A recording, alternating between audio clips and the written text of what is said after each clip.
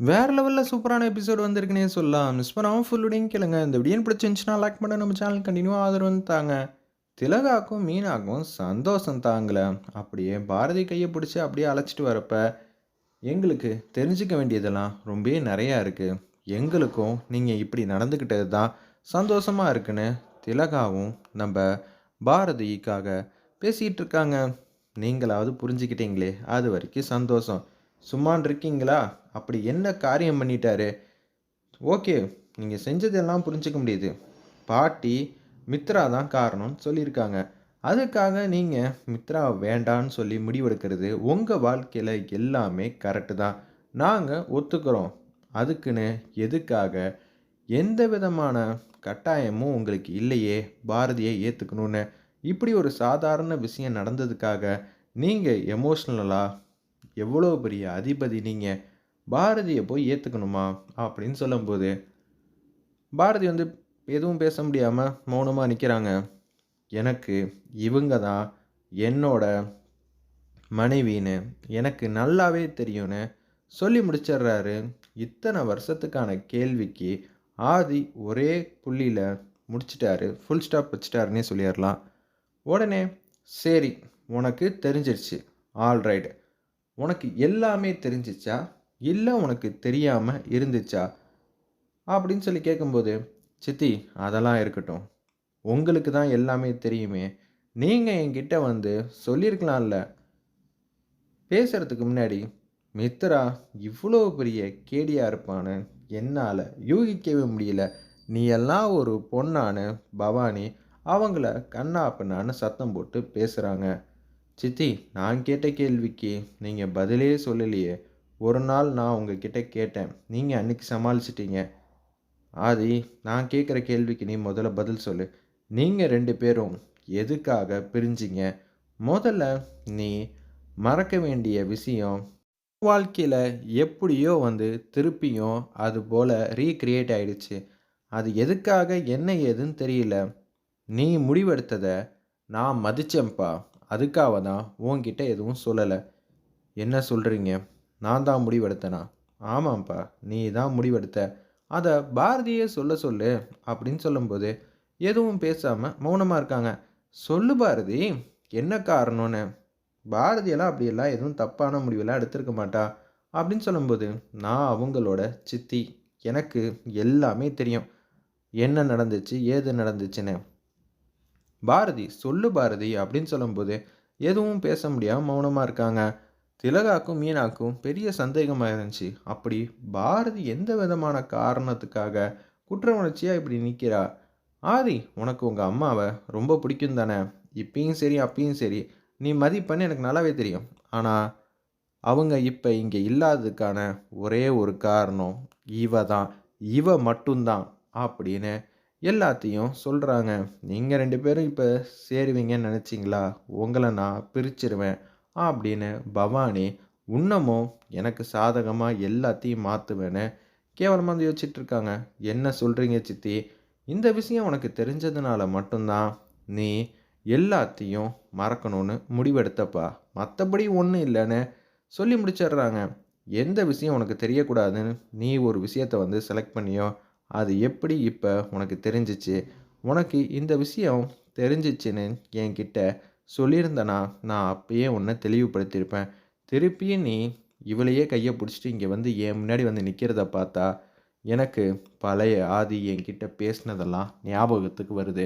என்கிட்ட நீ பேசினப்பா, நானும் வேண்டான்னு சொன்னேன். இல்ல, என்னால முடியாதுன்னு நீ எத்தனையோ வாட்டி சண்டை போட்டிருக்க. எனக்கு நல்லாவே தெரியும்ப்பா.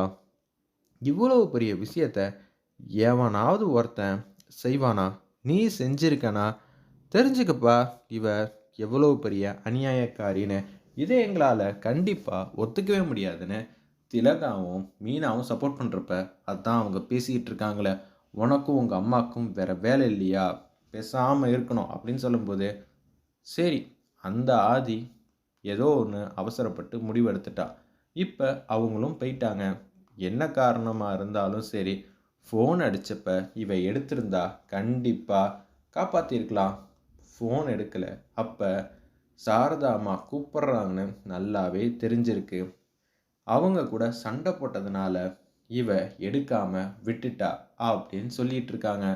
அந்த நேரம்னு பார்த்து சாரதாம்மா ஃபோன்லேருந்து யார் பண்ணியிருக்காங்கன்னா, பாரதி எடுக்க மாட்டான்னு தெரிஞ்சு நம்ம பவானி தான் ஃபோன் அடிச்சுக்கிட்டே இருந்திருக்காங்க. அது நமக்கு சின்னதா ஃப்ளாஷ்பேக் சீன்ல காட்டுறாங்க. இந்த ஒரு விஷயம் தான் உங்க 2 பேரையும் நிரந்தரமா பிரிக்க போகுதுன்னு யோசிச்சுட்ருக்காங்க. உடனே, "உண்மையா பாரதி?" "இல்ல, நான் அன்னைக்கு ஏதோ ஒண்ணு அவசரப்பட்டுட்டேன். தப்பெல்லாம் என் மேல தான். கரெக்ட்டு தான்." ஆனா, பாரதிய இன்னமும் விட்டு குடுக்காம தான் பேசிட்டு இருக்காரு அந்த இடத்துல நம்ம நாயகன். என்ன சொல்றாருன்னா, "ஏதோ கோவம், தாவம் இருக்கும்.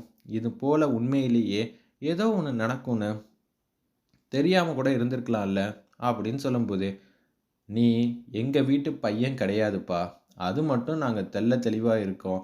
அண்ணி சொல் பேச்ச கேட்டு தான் உங்க சித்தப்பாவும், நானு எல்லாம் நடப்போம். அப்படி அக்கா பேச்ச மீறாத நாங்க இருந்துகிட்டு இருக்கோம்.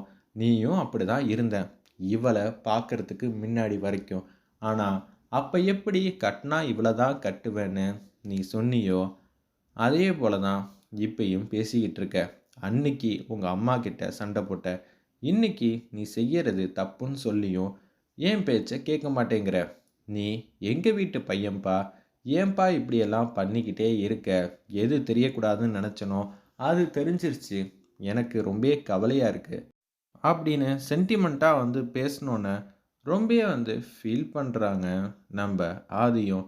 எனக்காக ஒரு 10 நிமிஷம் அங்க போய் உட்காந்துட்டு, "நீ யோசிச்சு பாருப்பா. அதுக்கப்புறம் இந்த முடிவ நீ சொல்லு." அப்படின்னு சொன்னோனே, அந்த இடத்துல உட்காந்து யோசிக்க ஆரம்பிக்கிறாங்க. "உங்க அம்மா மேல நீ எவ்வளோ அன்பு, பாசம் வச்சிருக்க? இது எல்லாம் பொய்யா? நல்லா யோசிச்சு பாருன்னு" சொல்லி சொன்னோனே, ஆதி யோசிக்கட்டும். ஒரு முடிவுக்கு வரட்டும். அதுக்கப்புறமேட்டுக்கு எதுவா இருந்தாலும் பார்த்துக்கலாம். இதெல்லாம் ரொம்பவே தப்புங்க. இவங்க வாழ்க்கையில சுத்தி, சுத்தி ஒரே இடத்துக்கு தான் வந்துகிட்டு இருக்காங்க. அப்படி இருக்கிற சூழ்நிலையில, நீங்க அத திசை திருப்பணும்னு பார்க்குறீங்க. பெரியவங்களா இருந்தா மன்னிக்கணும். உங்க வீட்டு பையன் தானே. அப்படி இருக்கிற சூழ்நிலையில, எதுக்காக நீங்க அவங்கள இந்த மாரி முடிவெடுக்கணும்னு திணிக்கிற மாரி தானே தெரியுதுன்னு திலகா மாஸ் பண்றாங்க. உடனே சுதாகர் கடுப்பாயிட்டாங்க. "சும்மா இருக்க மாட்டீங்களா? நிறுத்துங்க மாப்ள. என்ன நீங்க சொல்றதெல்லாம் கேட்டு, கேட்டு அமைதியாவே இருக்கணும்னு நெனைக்கிறீங்களா? அப்படி கேட்கறனால தான் உங்க தங்கச்சி இந்த அளவுக்கு இறங்கி போயிட்டா. என்னாலலாம் அமைதியாலாம் இருக்க முடியாது. பாரதி எனக்கு வேற யாரும் இல்ல. என்னோட மக தான் பாரதி. பாரதிக்காக நான் நிப்பேன்னு" திலகா மாஸ் பண்றாங்க.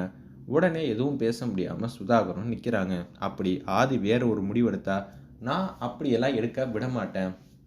என்னைக்கோ, எந்த காலத்திலயோ, ஏதோ ஒரு விஷயத்துல யாரோ ஏதோ ஒருத்தர் தப்பு பண்ணியிருக்கலாம். அதுக்குன்னு நம்ப எப்போதும் அதே இடத்துல நிக்கணும்னு அவசியம் இல்ல. மாப்ள, நான் சொல்றத கேளுங்க. பாரதியோட அம்மாவா தான் நான் இப்ப பேசிக்கிட்டு இருக்கேன்னு" சொல்றாங்க. "தயவு செஞ்சு புரிஞ்சுக்கங்க. இப்ப உங்க அம்மா இருந்திருந்தா, பார்த்துட்டு இருந்தா என்ன ஆசைப்படுவாங்க? நீங்க எப்போதும் நல்லா இருக்கணும்னு தான் நினைப்பாங்க. நீங்க உங்க அம்மாவ மதிக்கிறதா இருந்தா, பாரதி கைய புடிச்சுட்டு எப்போதும் இருங்க."